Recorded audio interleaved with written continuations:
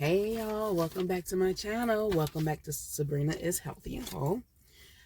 Um, Before we get started, you already know what to do.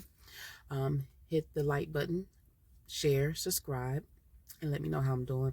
This video, this is the Real Housewife of Potomac reunion review video. This is part 1.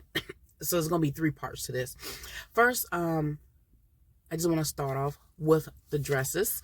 I'm pretty sure a lot of y'all already seen the dresses already, but I just want to go over the dresses, right? Overall, the cast looked very nice. Their makeup was done right. Majority of everybody's dresses was cute. My top 3, I would say, I would give it to Wendy. I would give it to Wendy, Karen. Now it's between Maya and Candace, because I don't like the feathers, you know what I'm saying? So I'm gonna give it to Maya and then Candace, because I really too much don't like feathers like that, you know what I'm saying? So I think Wendy's number 1. I think Karen, for me, Karen is number 2. I want to give it to Maya, number 3, and Candace is number 4. Ashley is number 5.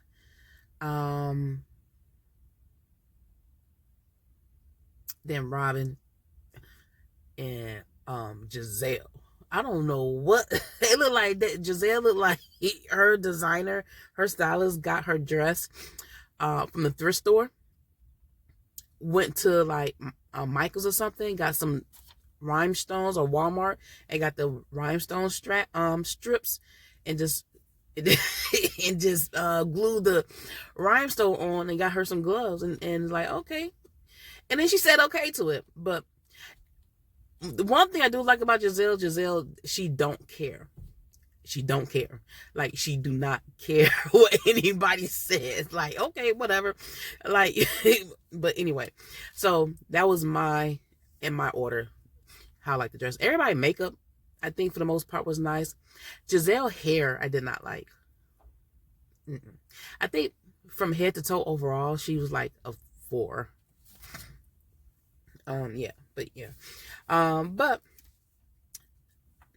now that the show, so Andy, so you know how they do little they're showing the ladies, the women arriving to the location, getting ready. Andy is popping into everybody's room, talking to them. Let me see. So Andy asks Karen, how do you feel about Charisse being here? Karen like, well, Charisse deserved to be here, which is the truth. She did deserve to be there because she was in a lot of the episodes, right? To be here, because y'all put her in everything y'all could have. So Karen's throwing shade at them. And then Andy asks Robin, was Juan gonna be there?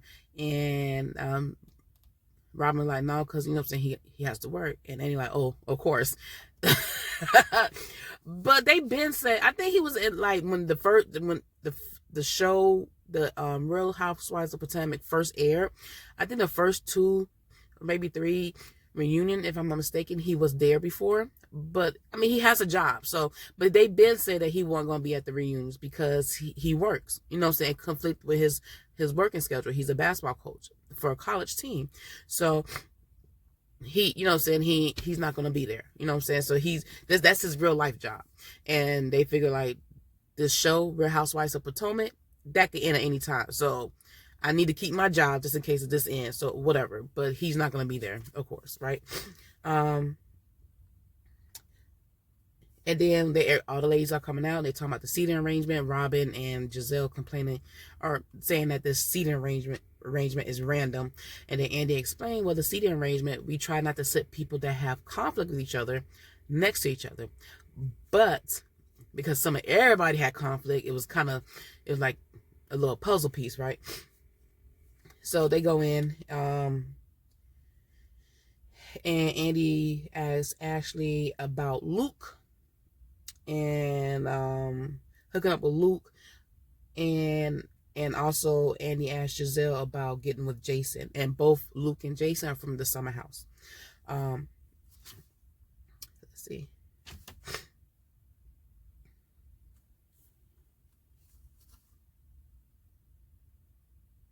Andy looked at Robin like, look, you were a married woman now. Like, I was married now, right?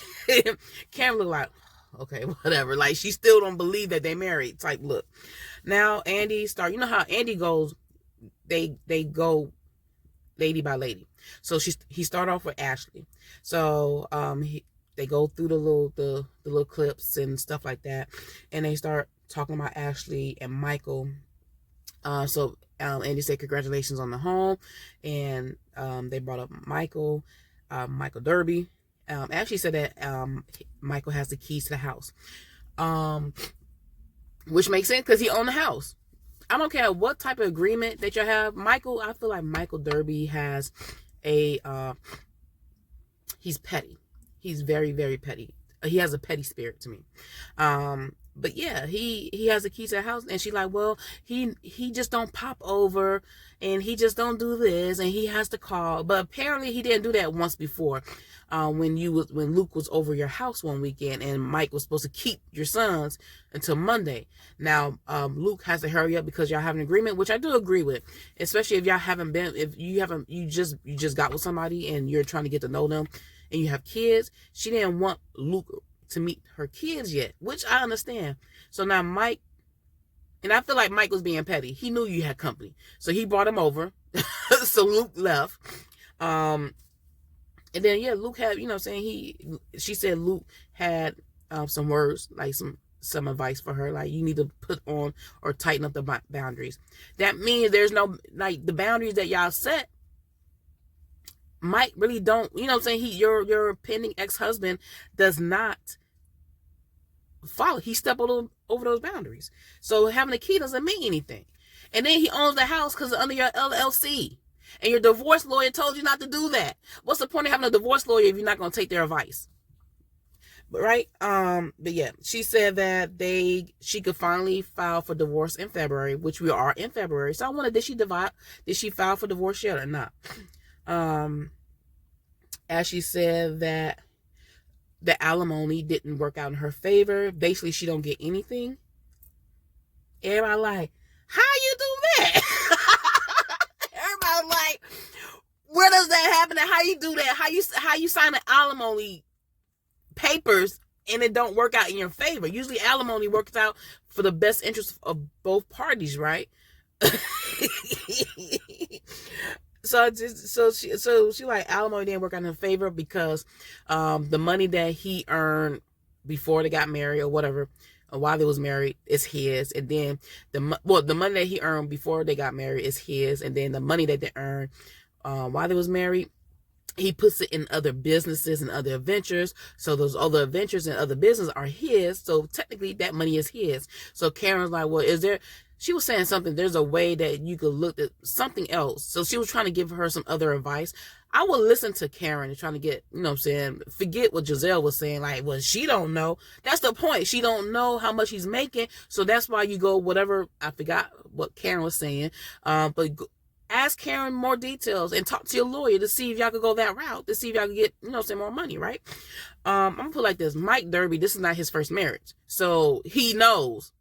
And then he knew that you was ignorant, a young, ignorant tenderoni when he got with you. So he could pull things over your head, over your eyes. And then you just go ahead and sign it. Like, thinking that you are getting a good deal. And then some, one of the viewers wrote, like, just admit it. The reason why you didn't get a divorce from Mike because of the threesomes and stuff like that. You got a divorce because the alimony was up and you already popped out 2 kids and you ready to start your new life type thing. And that's what it kind of sounded like to me. I don't know, they married, so I don't know, and I don't know her, so I don't know what was her reason, but that kind of what it sounded like to me, right? So everybody's like, well, at least you got child support, because that's the only thing that, that basically that's what you're gonna be getting is child support. And then Ashley said, well, they do have, she do have a little clause in there just somewhere where if she's down on hard times, then she'll get something. So basically you have to be down on hard times in order to get anything. That mean, it's just like It's just like public assistance. Like you gotta be making $2 an hour, not even that, to get some assistance. You know what I'm saying? Like, so basically, yeah. So Candace brought up when at one time when she first came onto the show, her mom was helping her pay bills and pay the, you know what I'm saying, living at her place, whatnot. And Ashley was one of the main ones talking about Candace. So Candace brought up like, well, you talk about me and my family wealth and, you know what I'm saying, generational wealth, but you can't sustain without Mike Derby. You can't sustain without Mike Derby. So and then they go so Candace put her, you know what I'm saying, brought that back to remembrance. Then they go to Maya, go down her video package, and then they brought up her health issue. And so they were trying to figure out, like, what was it that was going on? What was the issue? Did you have cancer? She said no. They said no, they didn't have cancer. They ruled out a whole bunch of other stuff. They ruled out the breast implants because that, you know what I'm saying, that could have been a potential issue. They ruled that out. And he was like, so at the end of the day, did they say that you had a rash? And, you know, so Maya was like, no. So they, Maya said that she's taking medication because they did find tissue growing in her ovaries. So she's taking medication for that because she don't want to have her ovaries removed, even though she don't plan on having kids. So they brought up Wendy's hot mic moment, and saying that Maya was lying.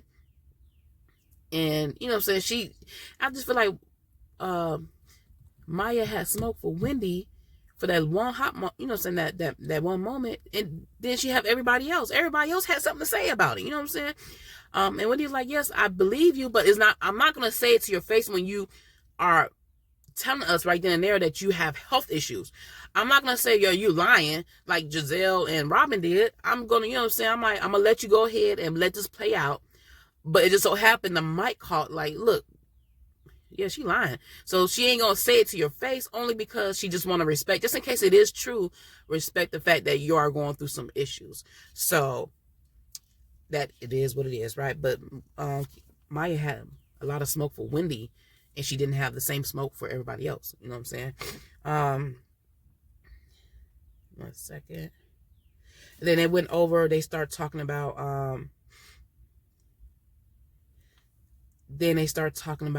Maya's business and how everything went down. And Maya's starting to explain things. I'm like, what are you talking about? First she said it was 3 owners. Then she said it was 4 something. And then all together it's 8. So she was trying to say the board members and then the CEOs and stuff. I'm like, I thought it was 3 owners. It was, or 2 owners, her husband and the brother. But she was trying to explain things, and then she said that they brought in a bigger company, and one side thought the other that Maya and her husband was gonna vote the other side out, so they hurry up and voted them out, took their name off the bank account, and Maya like they could do that. And everybody like, no, that's not the way business work. I don't know how that type of business, because that's above my pay grade. When you're a corporation like that and you bring in other partners, I don't know nothing about that, so I can't say yes or no.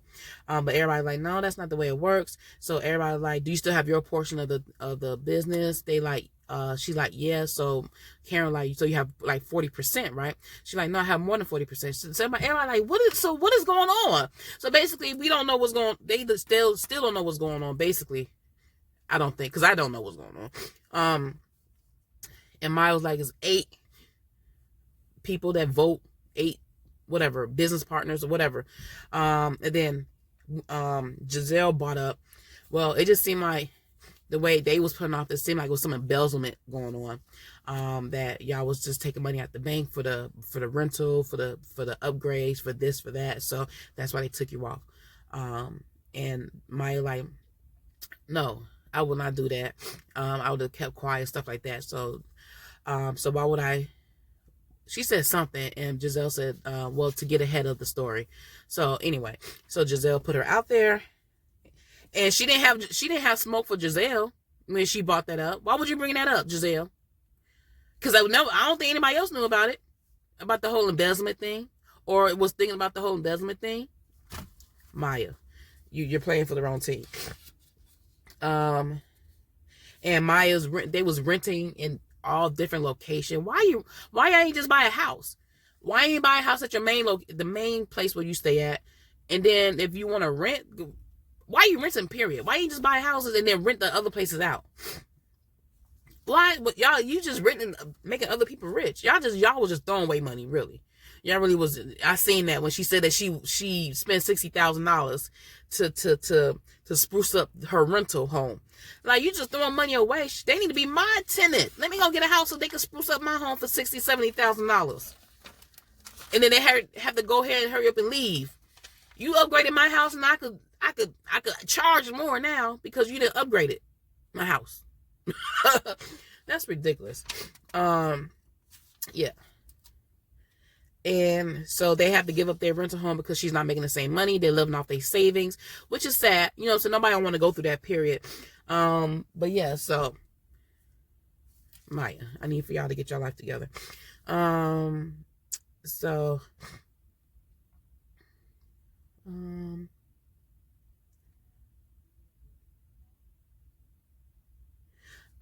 yeah, everybody faces this person like, girl, go about your business. So they go to break and they come back, and everybody's getting settled. Gizelle was on the phone with one of her daughters. Andy was like, no driving and talking, and he was saying like, I'm your daddy now. You know what I'm saying? He was just playing, right? So Gizelle asks Andy, like, you know what I'm saying, hopefully this is not stepping over any boundaries, but have you ever been with a woman?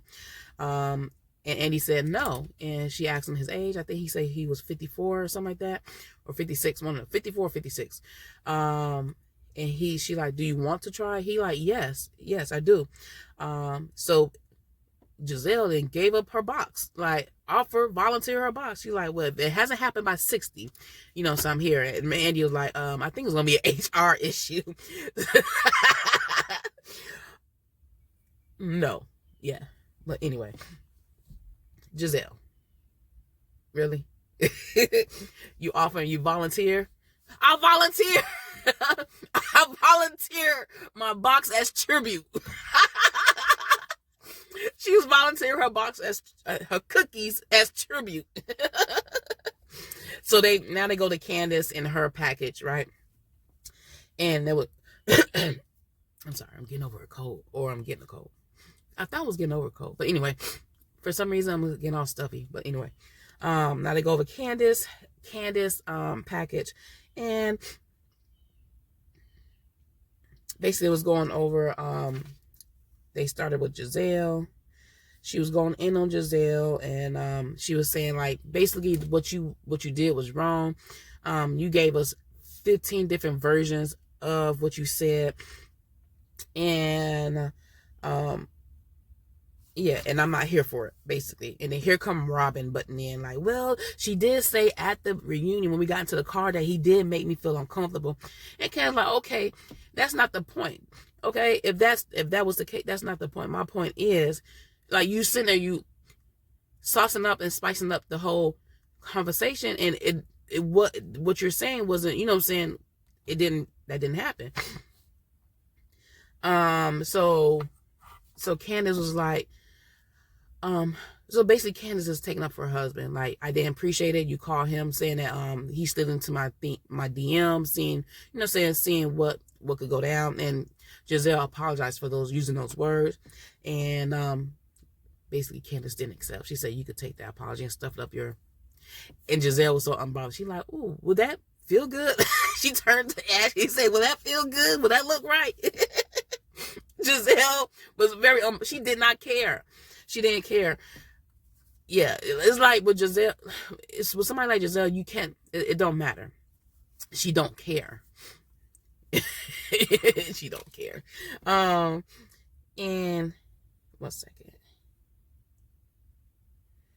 Yeah, so basically that's what Candace like, look, I didn't appreciate it. What you were saying was a bunch of lies. I'm gonna put it like this. If somebody made you, and this Gizelle at the end, they show that Gizelle showed a text that Chris sent, and basically he said, if I made you feel uncomfortable, then I'm sorry. And And she like, well, I'm glad he admitted it. He didn't admit anything. He just said, he just apologized. Because if you make somebody feel uncomfortable, that's what you're supposed to do. If I made you feel uncomfortable, I apologize for that.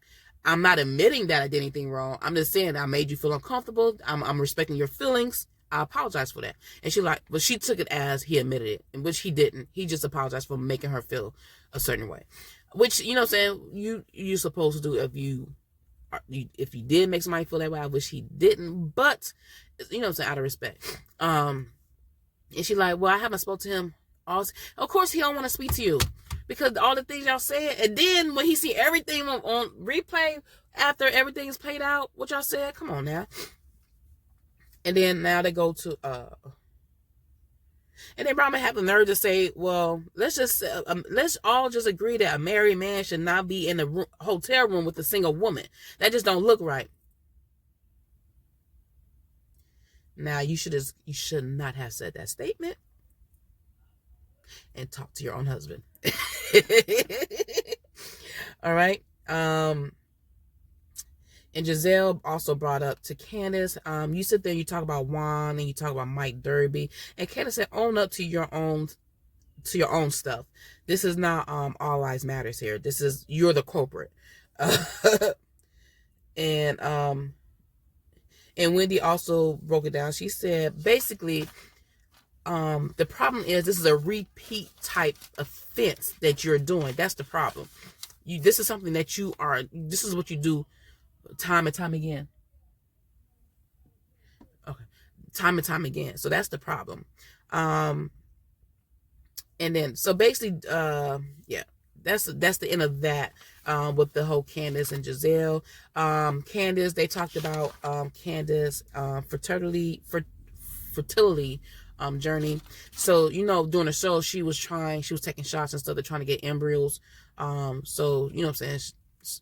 Pretty soon, hopefully later on, maybe a year or two, or maybe now, that she, you know what I'm saying, they could try to have a baby. So she was crying because they finally were able to get 6 embryos up out of her. So, you know what I'm saying, now they could start trying to, you know what I'm saying, start their own family. Because I think Chris already have kids. I know he has a daughter for sure. I don't know if he had only one kid or more than one. But yeah. So, and then Candace, like, her issue with Gizelle, and then another issue was with Gizelle is her timing. She said that Gizelle waited for the right timing to earn her check, to bring up the whole Chris thing. She said between